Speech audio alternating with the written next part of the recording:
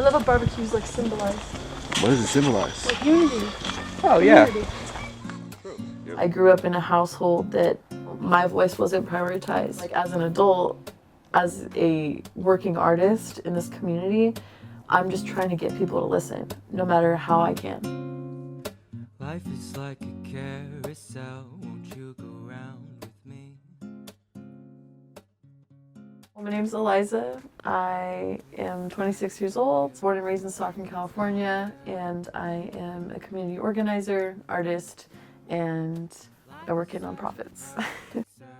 Being a non-binary person, a body that is always perceived as a woman, it's kind of been an obstacle because not everyone respects that. Art has kind of been a vessel for me telling my story.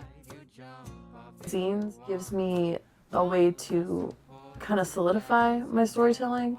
It's like a physical form. You can give it to other people, and now it's theirs. And then, music, it's kind of the same with the zines, but it's more accessible. You can listen to this song whenever you want. And I feel I've just kind of used these different mediums, like spoken word, to actually get myself heard. I grew up super poor on the east side of Stockton, where there are no sidewalks.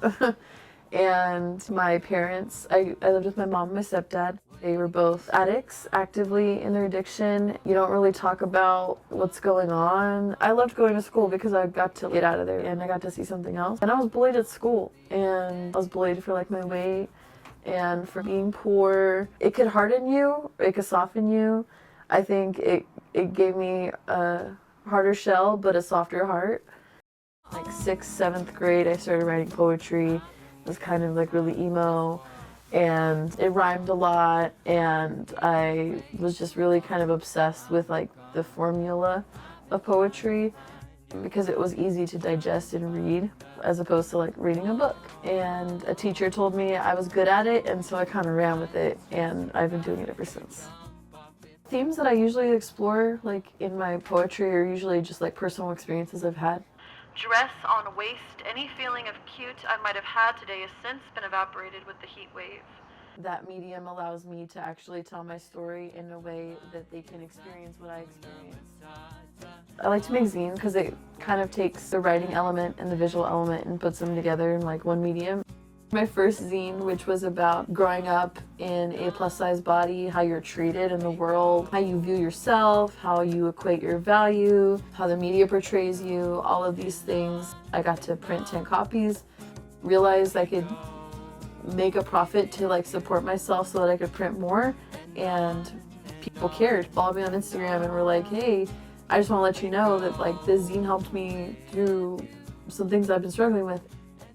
We found Soggy Rats in 2018, and it's actually me and one of my friends. We were both barely making ends meet, and we were just tired of work and sleep, and we just wanted to do something creative. And it started just singing our poetry, and then it turned into music. We got really popular in 2019. We did a lot of festivals and shows, and it was honestly super surreal. As of 2022, Soggy Rats has disbanded. It was definitely an amazing experience.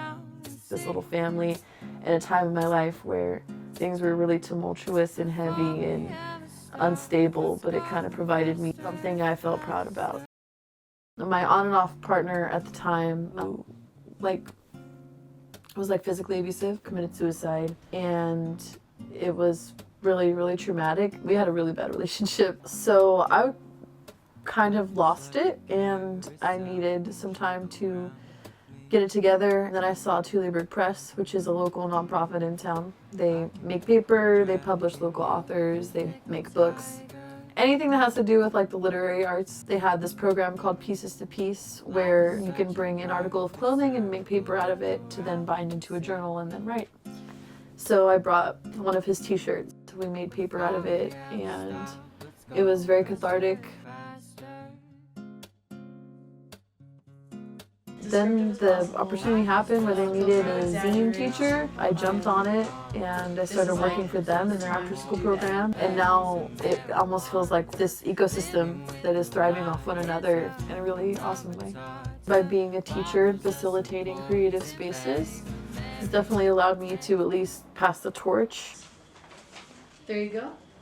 Okay, now you're just kind of gonna like hold it like this, like flat, right? Okay. I just want to help people get from one place to another, showing up for my community and being a bridge. I don't see it as like a bad thing, as that I'm being stepped on, right? I see it as I'm helping people. Sometimes the best way to help someone is by saying what they're thinking and don't have the courage to say. So that's why I make the zines that I do, the art that I do. I stand up and I advocate for myself because that might inspire someone to advocate for their self. That's my role. Be unapologetically myself so that other people can do that. It could be personal, it could be silly, that's the thing. And people are afraid to make a mistake or they're afraid to adventure out. And I want to encourage that. I want to encourage people to be silly and just make something, right? Like, just make something.